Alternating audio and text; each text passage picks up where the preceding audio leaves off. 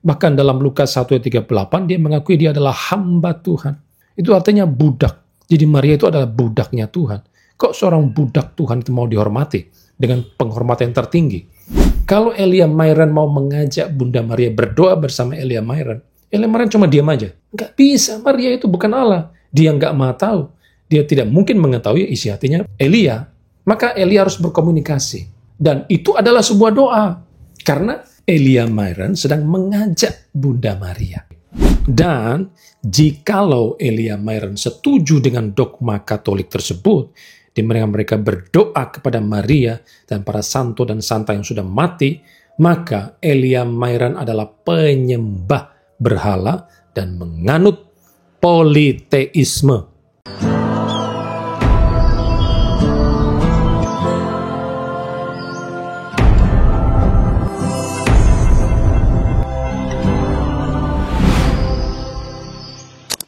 Oke, sekitar 1 mingguan yang lalu di gereja kami ada acara pendalaman Alkitab PA mengenai pengajaran Tuhan Yesus tentang doa.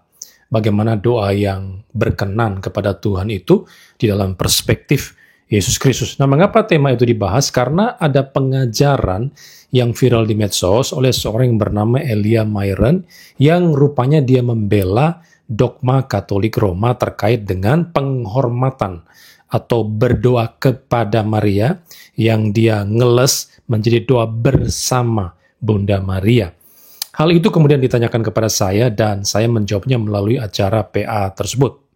Tapi rupanya HP saya itu full, memori HP saya full, sehingga tidak semua pembahasan bisa ditampilkan di YouTube. Itu menjadi terpotong. Kalau sudah melihat YouTube saya sebelumnya itu terpotong. Oleh sebab itu saya akan membuat kembali tanggapan terhadap pembelaan Elia Myron kepada ajaran gereja Katolik Roma tersebut. Sekali lagi ya, saya ingatkan bahwa saya tidak sedang mencari permusuhan dengan gereja lain, seperti yang saya katakan di video sebelumnya. Tapi karena pertama, ajaran itu sudah tersebar di medsos, sehingga ada jemaat kami yang bertanya kepada saya tentang hal tersebut, dan karena itu saya berhak untuk meresponsnya. Karena kalau tidak, bisa saja jemaat kami bisa terpengaruh dengan pengajaran tersebut. Ini sebetulnya bukan hanya jawaban terhadap Elia Myron, tetapi juga untuk Yang Mulia Patrice Allegro, yang beberapa bulan yang lalu katanya mau mendoakan Albert Romampuk dengan doa Rosario.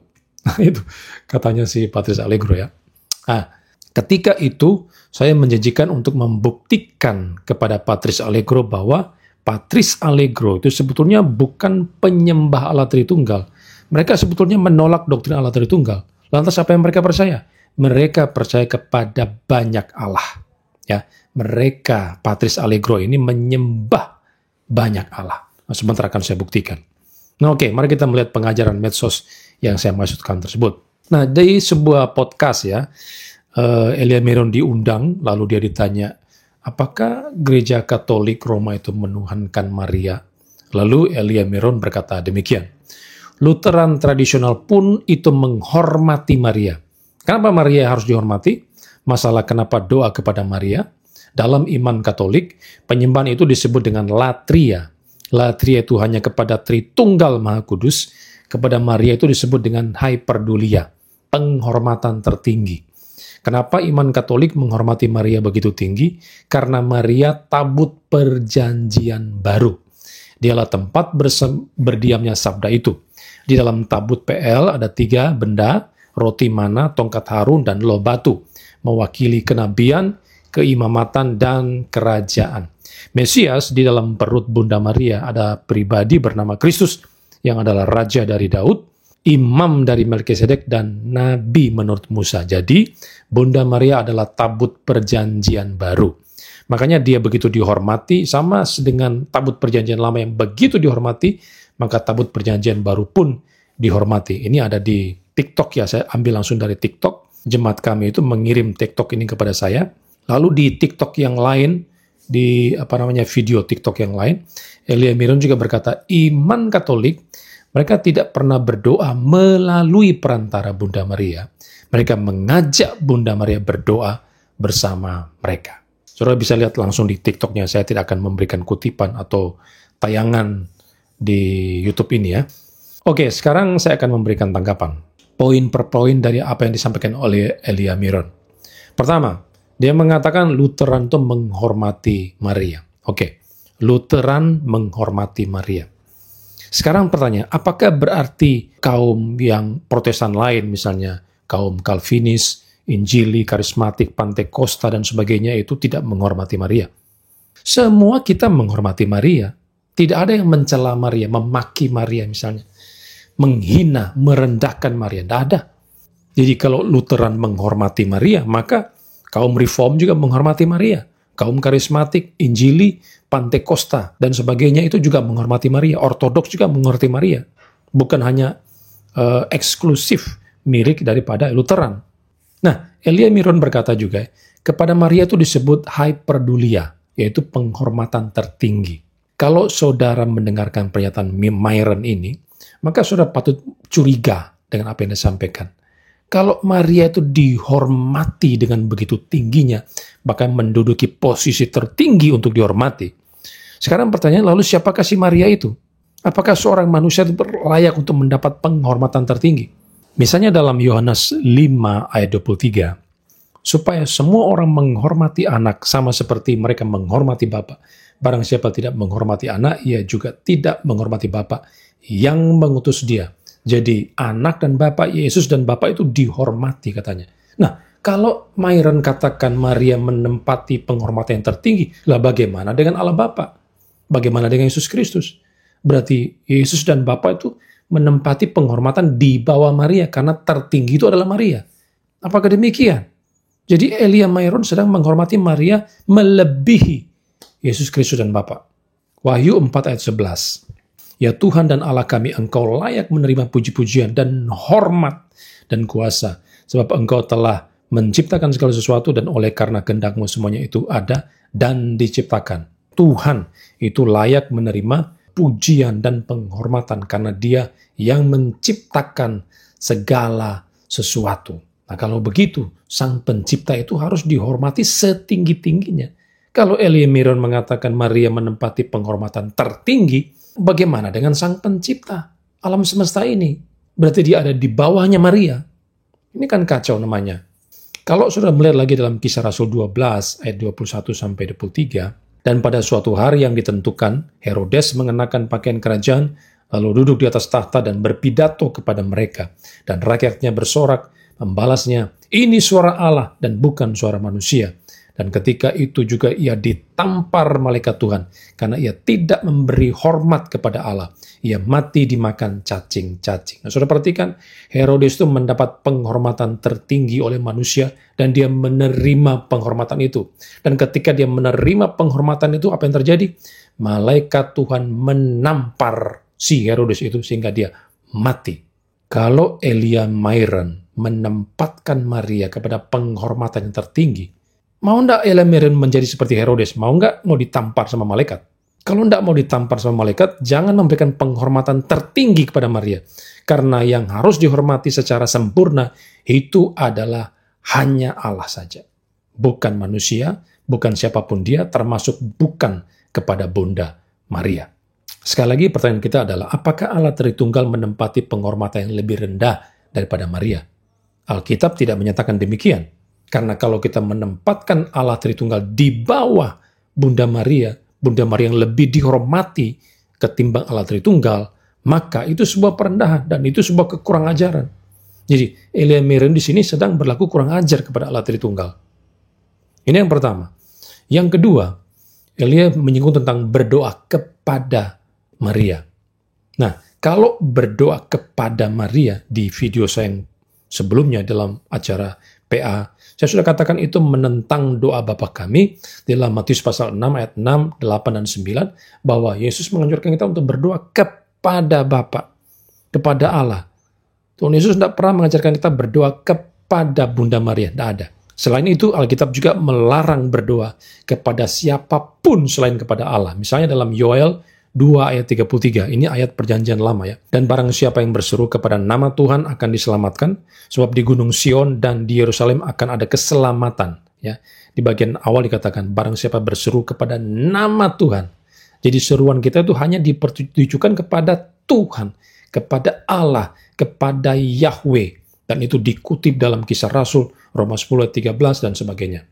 Termasuk di dalam Yohanes 14 ayat 13 sampai dengan 14. Dan apa juga yang kamu minta dalam namaku, dalam nama Yesus, aku akan melakukannya supaya Bapa dipermuliakan dalam Anak. Jika kamu meminta sesuatu kepadaku dalam namaku, aku akan melakukannya. Jadi kita minta kepada siapa? Alkitab katakan, minta kepada Maria? Tidak ada. Kita minta kepada Tuhan Yesus Kristus dan permintaanmu itu akan dikabulkan.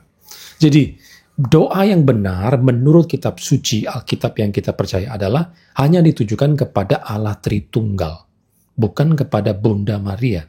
Kenapa? Karena Maria itu hanya manusia biasa.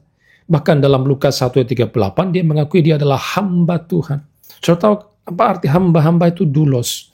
Itu artinya budak. Jadi Maria itu adalah budaknya Tuhan.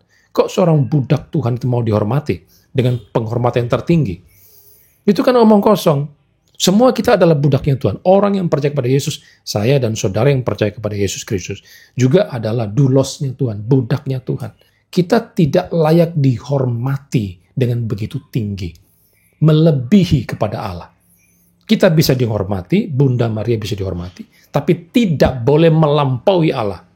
Kalau tidak, Elia Mirun mau ditampar oleh malaikat. Tapi ada juga orang yang menggunakan Wahyu pasal 5 ayat 8, termasuk ayat pasal 8 ayat 3 dan 4, ya, berdoa kepada orang yang mati. Tetapi konteks sama sekali tidak memberikan rujukan kepada doa untuk orang mati, sama sekali tidak. Mereka hanya asal comot ayat saja. Termasuk di dalam Matius 27 ayat 47, ketika Yesus itu sedang disalib, lalu Yesus berteriak, Eli, Eli, lama sabachthani. Lalu ada yang mengatakan, oh dia memanggil Nabi Elia yang sudah mati. Sehingga itu dijadikan dasar untuk berdoa kepada orang mati. Itu kan omong kosong, karena yang terjadi adalah orang-orang Yahudi di sana pada waktu itu salah sangka. Mereka menyangka Yesus memanggil Nabi Elia yang sudah mati. Padahal tidak. Mereka salah sangka. Yesus sedang memanggil Bapaknya. Jadi sekali lagi mereka hanya asal comot ayat untuk mendukung ajaran mereka. Padahal ayat itu tidak mendukung posisi mereka. Itu yang kedua. Yang ketiga, Elia Mairan memberikan pembedaan antara latria dan hyperdulia. Ini kata Yunani. Latria itu adalah penyembahan kepada Allah, tapi kalau hyperdulia katanya adalah penghormatan kepada orang kudus termasuk Maria. Nah, yang pertama, silakan beri data kitab sucinya. Jadi kalau saudara melihat atau mendengarkan orang-orang tertentu yang suka mengutip kata-kata Yunani, saudara jangan takut. Tanya kepada dia, mana dasar ayatnya? Teks sucinya di mana? Mana ayat yang mengatakan latria itu penyembahan kepada Allah, lalu hyperdulia itu adalah penghormatan kepada orang kudus yang sudah mati, termasuk penghormatan kepada Maria. Di mana kita bisa berdoa kepada Maria? Ayatnya mana? Mereka sama sekali tidak bisa tunjukkan itu. Mereka hanya sok-sok gunakan istilah Yunani, ya, supaya untuk mengelabui jemaat awam. Dan kalau saudara tidak ngerti Alkitab, saudara gampang dipengaruhi. Jadi jangan saudara takut dengan orang-orang yang suka mengutip kata-kata atau istilah-istilah bahasa asli dalam Alkitab, Ibrani, Yunani. Kalau saudara tidak ngerti, tanya kepada pendeta saudara, ya, supaya saudara diberikan pemahaman yang benar. Yaitu yang pertama saudara mesti tanya, ayatnya mana? Pembedaan antara latria dan hyperdulia itu, mana ayatnya? Yang kedua, kalau dia membedakan, ya, kalau hyperdulia itu hanya sekedar penghormatan kepada Allah dan bukan berdoa kepada Allah. Nah, saudara perlu tahu, berdoa itu bukan sekedar penghormatan, tapi di dalam doa itu ada unsur penyembahan. Misalnya dalam Daniel 6 ayat 10. Demi didengar Daniel bahwa surat perintah itu telah dibuat, pergilah ia ke rumahnya. Dalam kamar atasnya ada tingkap-tingkap yang terbuka ke arah Yerusalem. 3 kali sehari ia berlutut berdoa serta memuji Allahnya seperti yang biasa dilakukannya. 3 hari sekali dikatakan apa? Berlutut, dia menyembah, sujud menyembah, berdoa dan memuji Allahnya. Jadi doa, pujian, penyembahan itu tidak bisa dipisahkan. Saudara bisa melihat juga Matius pasal 6 ayat yang ke-9 di dalam doa Bapa kami. Matius pasal 6 ayat yang ke-9 dikatakan, karena itu berdoalah demikian, Bapa kami yang di sorga, dikuduskanlah namamu. Itu kan sebuah pujian kepada Allah. Bapa, dikuduskanlah namamu. Itu sebuah penyembahan. Dan itu ada dalam doa Bapa kami. Lalu di ayat yang ke-13b di Matius pasal 6 dikatakan, karena engkaulah yang empunya kerajaan dan kuasa dan kemuliaan sampai selama-lamanya. Amin. Walaupun ini ada dalam kurung tegak, ya, tapi misalnya ayat ini ada dalam teks Alkitab, di dalam naskah aslinya, maka ini adalah sebuah doksologi, sebuah pujian penyembahan kepada Allah. Dan ini ada dalam doa. Ini adalah doa yang diajarkan oleh Tuhan Yesus. Maka di dalam doa itu terkandung pujian penyembahan. Itu sebab R.C. Sproul mendefinisikan doa itu sebagai persekutuan jiwa kita dengan Allah. Di dalam dan melalui doa, kita mengekspresikan penghormatan dan pemujaan kepada Allah. Jadi bukan hanya sekedar penghormatan, tapi pemujaan, penyembahan, pujian kepada Allah. Nah, penyembahan itu dilakukan dengan cara apa? Kalau saya ditanya, bagaimana cara menyembah Tuhan? Kita menyembah Tuhan lewat doa dan pujian. Jadi ini tidak bisa dipisahkan. Kalau Elia Myron berusaha untuk memisahkan antara penyembahan dan penghormatan yang terkandung di dalam doa, itu adalah omong kosong. Kemudian, jawaban kita adalah, dalam Alkitab, tidak ada mediator lain ketika berdoa kepada Allah selain melalui perantaraan Yesus Kristus. 1 Timotius 2 ayat 5 ya. Dan juga tidak ada mediator antara orang percaya antara kita dan Kristus. Jadi kalau orang Katolik kan begitu. Sebelum kita berdoa kepada Allah harus berdoa kepada Maria dulu, melalui perantaraan Maria dulu.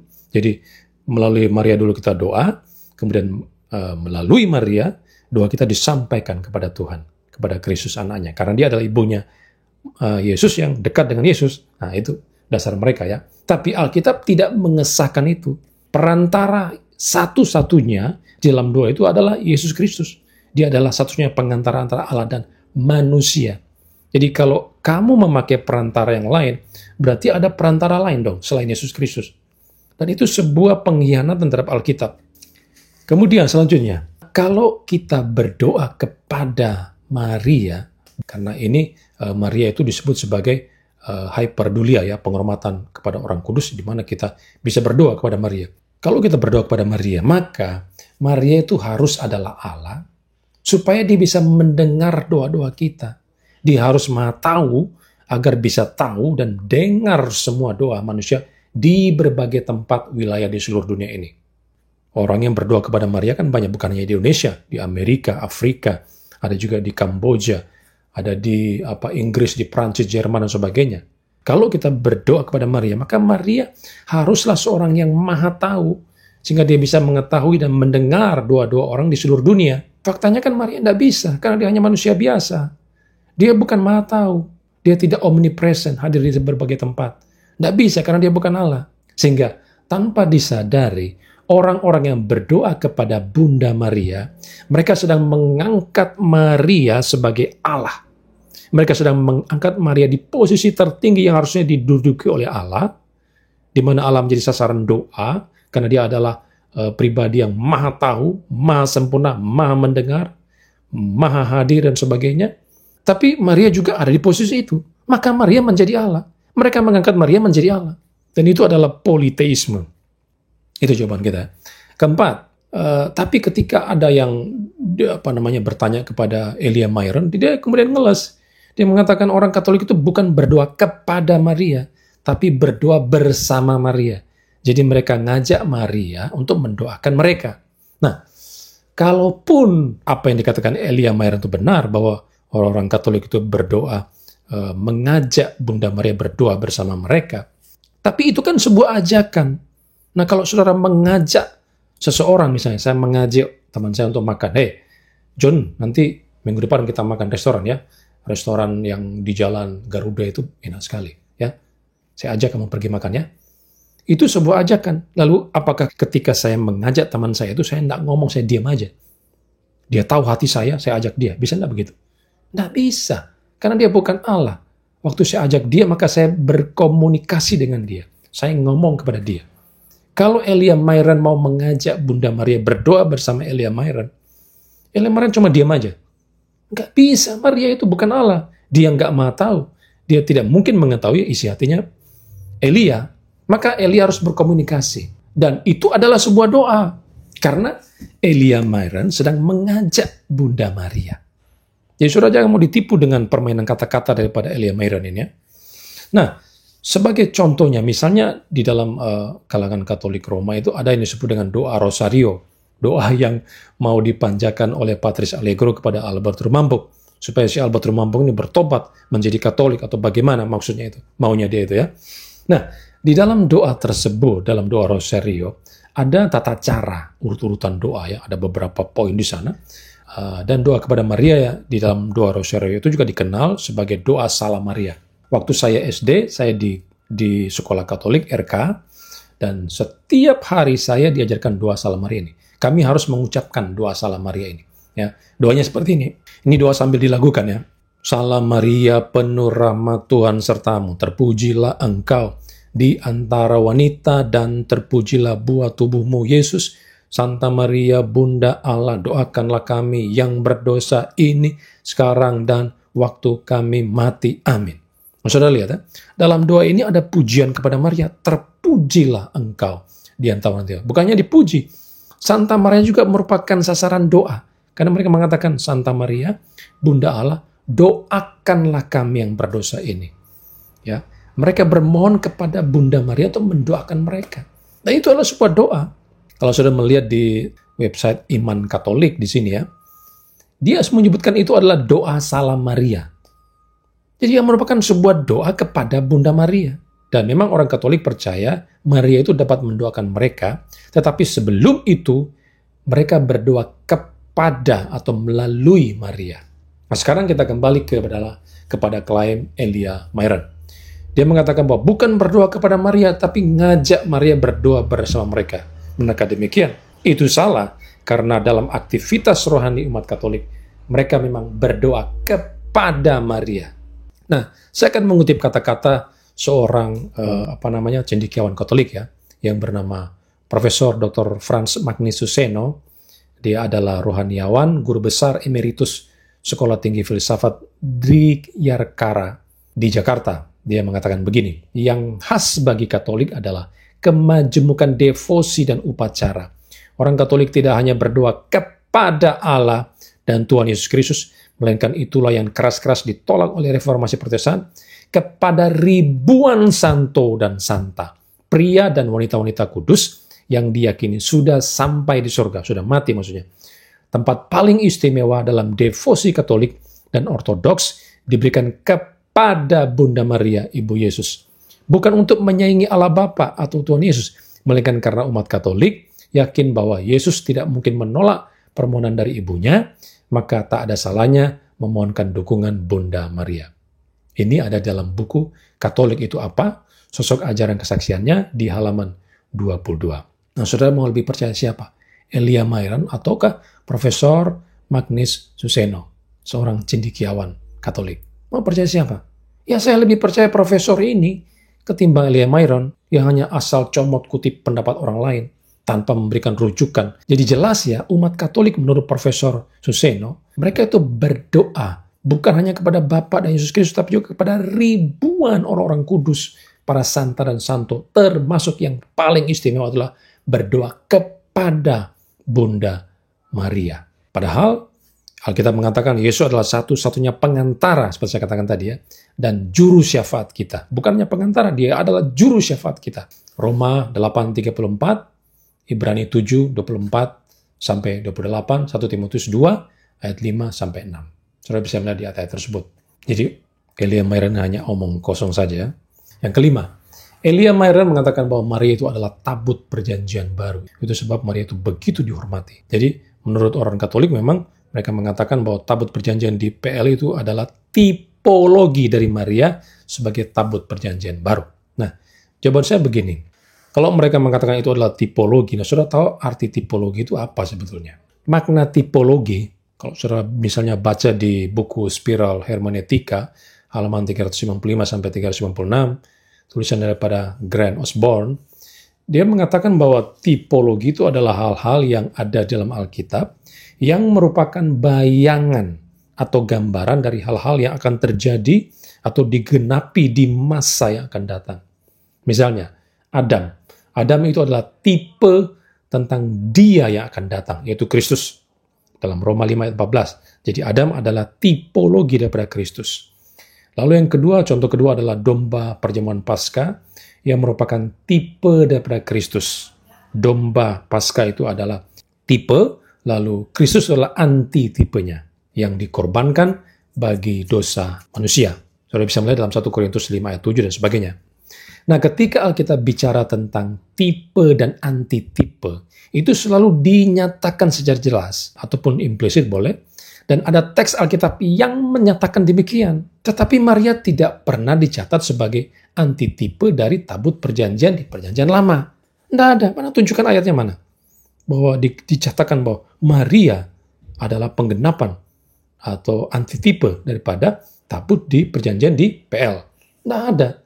Kalau saya pelajari, tipologi itu pada umumnya, kalau dia bicara tentang pribadi, itu selalu mayoritas itu merujuk kepada Yesus sebagai antitipenya. Mungkin saudara bisa bandingkan dalam Roma 10 ayat 4 ya. Sebab Kristus adalah kegenapan hukum Taurat. Kristus adalah kegenapan seluruh penggambaran yang ada di perjanjian lama. Dan juga, menurut saya, mungkin yang dihormati itu sebenarnya bukan peti persegi dari tabut perjanjian itu, tapi isinya. Di dalamnya itu kan ada mana, tongkat, dan loh batu. Itu kemudian ada di dalam sebuah peti yang berlapis emas, dan itulah yang disebut dengan tabut perjanjian. Tapi menurut saudara yang dihormati itu siapa? Yang mana yang mau dihormati?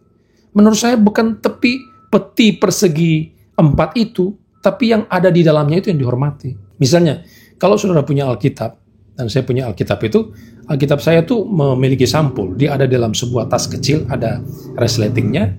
Nah, sekarang pertanyaannya, yang saudara yakini itu yang mana? Yang saudara hormati, yang saudara yakini itu apa?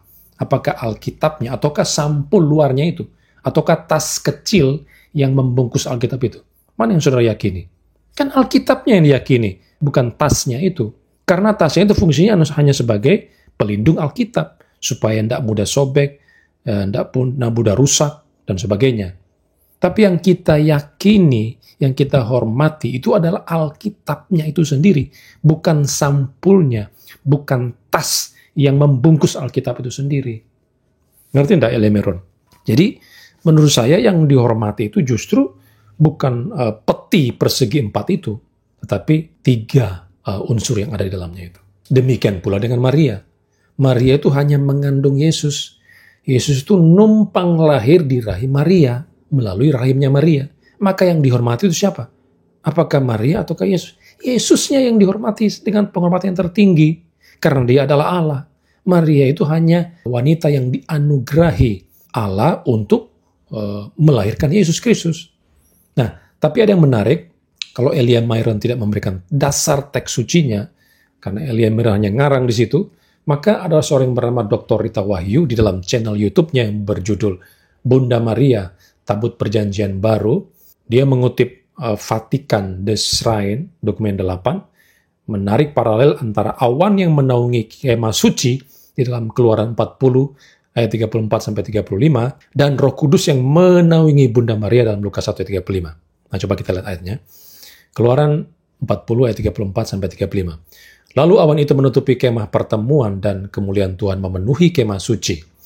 Sehingga Musa tidak dapat memasuki kemah pertemuan sebab awan itu hinggap di atas kemah itu dan kemuliaan Tuhan memenuhi kemah suci. Jadi menurut ayat ini, awan itu yang merupakan kemuliaan Tuhan itu memenuhi kemah suci katanya kan. Lalu hinggap di atas kemah itu. Nah, sementara di Lukas 1:35 dikatakan bagaimana? Jawab malaikat itu kepadanya, Roh Kudus akan turun atasmu dan kuasa Allah yang maha tinggi akan menaungi engkau. Sebab itu anak yang akan kau lahirkan itu akan disebut kudus, anak Allah. Nah, argumen mereka seperti ini ya. Kenapa Maria tabut perjanjian? Karena kata hinggap di Keluaran 40 ayat 35 itu paralel dengan kata menaungi di Lukas 1 ayat 35. Dan Alkitab menyatakan Yesus adalah mana dari surga ya. Akulah roti hidup, kata Yesus ya. Dan Yesus juga adalah Taurat yang baru. Dan ternyata keduanya, baik mana dan Taurat itu, loh batu itu ada di dalam tabut perjanjian. Jadi ketika Yesus dikandung oleh Maria, maka kesimpulannya Maria adalah tabut perjanjian baru. Tanggapan saya begini. Kalau saudara melihat dalam kedua ayat itu, awan kemuliaan itu tidak hinggap di dalam tabut perjanjian, melainkan di atas kemah pertemuan. Di atas kemah suci, memenuhi kemah suci. Itu di Keluaran 40 ayat 34 sampai 35 tadi itu. Nah, sementara dalam Lukas 1 ayat 35 bagaimana? Di sana kuasa Allah itu hinggap atau menaungi Maria. Kalau Maria adalah tabut perjanjian, maka awan kemuliaan Tuhan itu harus langsung menaungi tabut perjanjian. Tetapi Keluaran pasal 40 tidak menjelaskan demikian. Maka itu tidak paralel. Keluaran 40 tidak paralel dengan Lukas pasal 1. Itu bukan tipologi. Seharusnya kalau kita mau ikuti cara berpikir mereka, seharusnya Maria itu adalah kemah suci yang baru, bukan tabut perjanjian baru. Maria itu adalah kemah suci yang baru. Karena apa? Karena kemuliaan Tuhan itu hinggap di kemah suci. Sama dengan kemuliaan Tuhan atau kuasa Tuhan hinggap menaungi daripada Maria. Tapi Alkitab tidak menyebutkan demikian. Tidak ada ayat Alkitab mengatakan Maria adalah kemah suci yang baru. Nah, ada. Justru di dalam Yohanes 1:14 dikatakan bahwa Yesuslah tabernakel yang baru.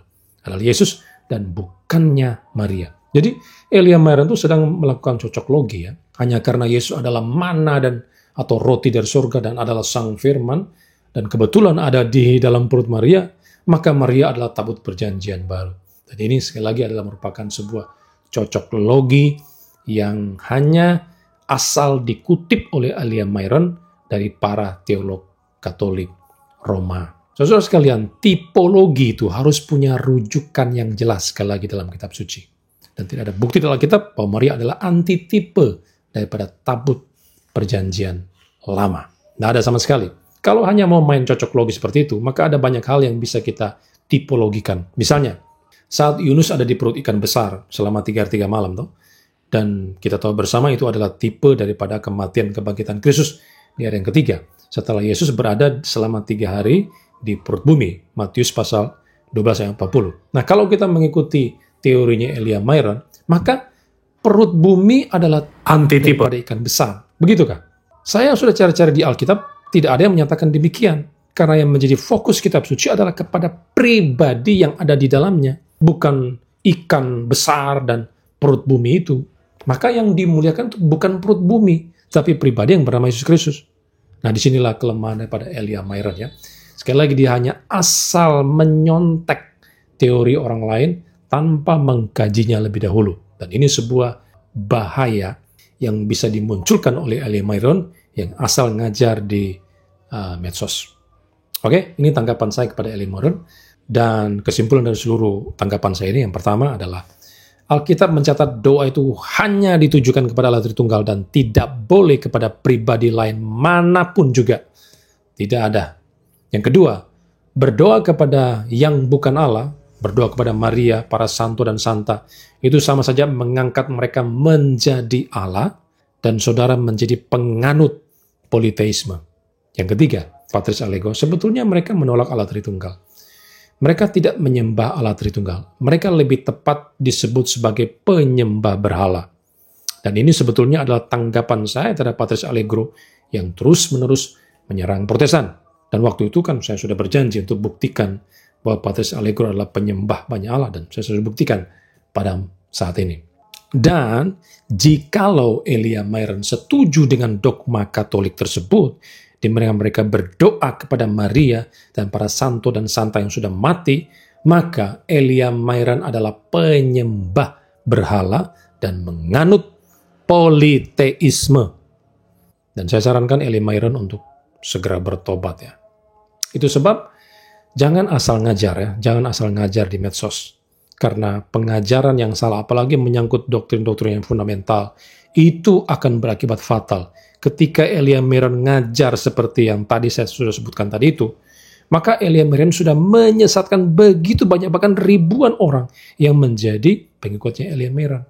Kamu sudah menyesatkan banyak orang, Elia Myron.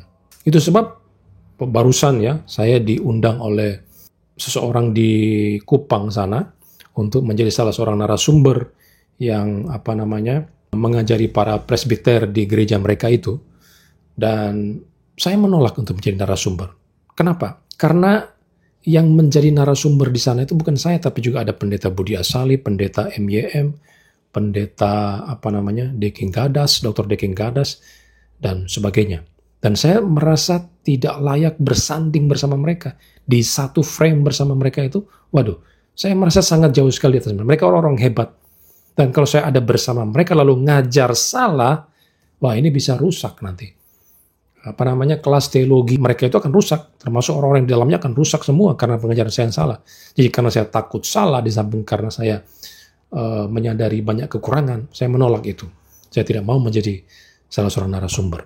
Seharusnya Elia Myron juga harus mempunyai sikap yang seperti itu. Dia kan beberapa waktu lalu diundang oleh STT, salah satu STT di Sumatera sana kalau tidak salah. Dia pergi sana dan mengajar mahasiswa di sana, di STT itu. Termasuk dosen-dosen sana cuma pelongo, engge aja, nggak ada protes. Dan ajarannya di sana salah. Ya memang yang salah juga STT-nya, ngapain juga ngundang Elia Myron.